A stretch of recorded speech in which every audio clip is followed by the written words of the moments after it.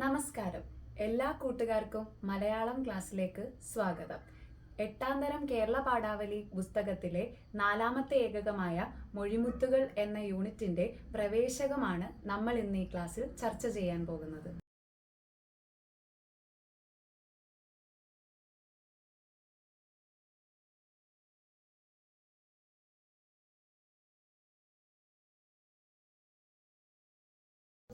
പ്രശസ്ത കവിയായ ONV കുറുപ്പിന്റെ ഒരു കവിതാ ശകലമാണ് പ്രവേശകമായി നമുക്ക് പഠിക്കുവാൻ നൽകിയിരിക്കുന്നത്. പാഠഭാഗത്തിലേക്ക് കടക്കുന്നതിന് മുന്നേ നമുക്ക് ചില ചിത്രങ്ങൾ പരിചയപ്പെട്ടാലോ? ചിത്രങ്ങളിലേക്ക് കടന്നാലോ? ആരുടെ ചിത്രമാണ് നിങ്ങൾ ഈ കാണുന്നത്? ഒന്ന് ഓർത്തു നോക്കേ. അതെ, നമ്മുടെ എഴുത്തച്ഛന്റെ ചിത്രമാണ് ടീച്ചർ ഈ കാണിച്ചത്. ഇനി വേറൊരു ചിത്രം ടീച്ചർ കാണിക്കട്ടെ. ഈ ചിത്രം ഒന്ന് ശ്രദ്ധിച്ചേ. ആരാണെന്ന് മനസ്സിലാവുന്നുണ്ടോ? അതെ, ഇതാണ് കുഞ്ചൻ നമ്പ്യാർ. അടുത്ത ഒരു ചിത്രം കാണിക്കട്ടെ.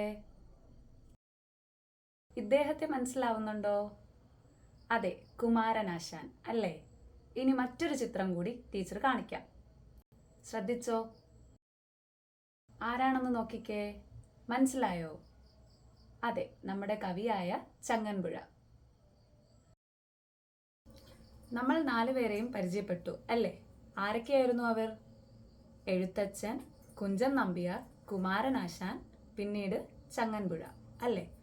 എഴുത്തച്ഛനെ പറ്റി പറയുകയാണെങ്കിൽ നമ്മുടെ മലയാള ഭാഷയുടെ പിതാവ് എന്ന് നമുക്ക് പറയാം അല്ലേ? പിന്നീട് ആരെയാണ് പരിചയപ്പെട്ടത്? കുഞ്ചൻ നമ്പ്യാർ. കുഞ്ചൻ നമ്പ്യാർ എന്ന് പറയുമ്പോഴേ നമ്മൾക്ക് ആദ്യമേ ഓർമ്മ വരും അല്ലേ? എന്താണ് ഓർമ്മ വരുന്നത്? ഓട്ടംതുള്ളൽ. ഓട്ടംതുള്ളൽ പ്രസ്ഥാനം തന്നെ കൊണ്ടുവന്നത് നമ്മുടെ കുഞ്ചൻ നമ്പ്യാരാണ്.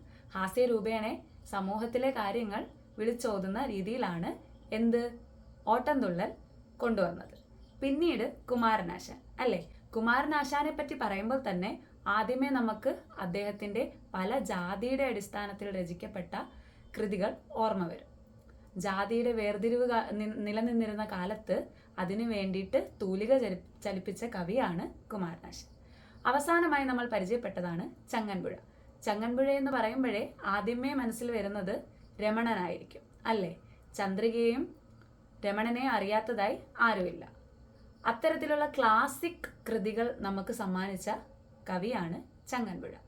ഇവരെ എല്ലാവരെയും എന്തിനായിരിക്കും ഇന്നത്തെ ഈ ക്ലാസ്സിൽ ടീച്ചർ പറഞ്ഞത്? ഇവരെ എല്ലാവരുടെയും കൃതികളെക്കുറിച്ചും ഇവരെക്കുറിച്ചും പരാമർശിച്ചു പോന്ന ONV കുറുപ്പിന്റെ ഒരു കവിതാ ശകലമാണ് ഇന്നത്തെ ക്ലാസ്സിൽ നമ്മൾ പഠിക്കാൻ പോകുന്നത്.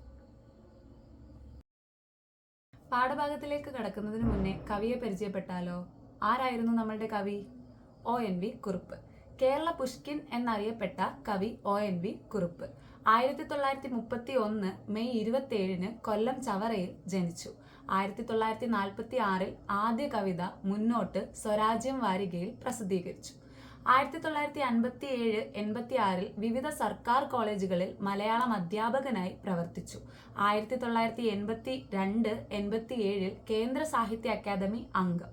കേന്ദ്ര സാഹിത്യ അക്കാദമി അവാർഡും എഴുത്തച്ഛൻ പുരസ്കാരവും ഉൾപ്പെടെ ബഹുമതികൾ. 1998 പത്മശ്രീ, 2011 പത്മഭൂഷൺ, 1988 വൈശാലിയിലെ ഗാനത്തിന് ദേശീയ അവാർഡ്, 13 തവണ സംസ്ഥാന ചലച്ചിത്ര അവാർഡും ലഭിച്ചു. 230-ലേറെ ചിത്രങ്ങളിലായി 930-ലധികം ഗാനങ്ങൾ രചിച്ചു. ജ്ഞാനപീഠവും പത്മഭൂഷണവും ലഭിച്ച ഏക മലയാളി കവി. 1989 തിരുവനന്തപുരത്ത് നിന്ന് ലോകസഭയിലേക്ക് മത്സരിച്ചു. 2016 ഫെബ്രുവരി 13 അന്തരിച്ചു. പാഠഭാഗത്തിലേക്ക് കടന്നാലോ? മൊഴിമുത്തുകൾ ONV കുറുപ്പിന്റെ കവിതാശകലത്തിലേക്ക് കടക്കാം. തുഞ്ചൻ പറമ്പിലെ തത്തേ വരൂ പഞ്ചവർണ്ണക്കിളി തത്തേ, കുഞ്ചന്റെ കച്ചമണികൾ കൊത്ത് കൊഞ്ചിക്കുഴഞ്ഞൊരു തത്തേ, വീണപൂവിൻ കഥ പാടി മണി വീണകൾ മീട്ടിയ തത്തേ, സങ്കൽപ്പ സംഗീത സ്വർഗം തീർത്ത ചങ്ങൻപുഴയുടെ തത്തേ, ഇക്കിളിത്തട്ടിലിരിക്കാൻ പോരൂ ഇത്തിരി നേരമൻ തത്തേ. കവിത പരിചയപ്പെട്ടു. ആശയത്തിലേക്ക് കടക്കാം അല്ലേ? ONV കുറുപ്പിൻ്റെ വരികളാണ് നമ്മൾ പരിചയപ്പെട്ടത്. മലയാളത്തിലെ 4 പ്രഗത്ഭരായ കവികളെക്കുറിച്ച് പരാമർശിക്കുന്ന കവിതയാണ് ഇവിടെ നൽകിയിരിക്കുന്നത്. മലയാള ഭാഷയുടെ പിതാവായ തുഞ്ചത്ത് എഴുത്തച്ഛനെ അഭിസംബോധന ചെയ്തുകൊണ്ട് കവിത ആരംഭിക്കുന്നു. അതിലൂടെ കിളിപ്പാട്ട് പ്രസ്ഥാനത്തെ ONV പരിചയപ്പെടുത്തുന്നു. രണ്ടാമതായോ തുള്ളൽ പ്രസ്ഥാനത്തിൻ്റെ ഉപജ്ഞാതാവായ കുഞ്ചൻ നമ്പ്യാരെക്കുറിച്ചുള്ള സൂചനകളിൽ എത്തി നിൽക്കുന്നു.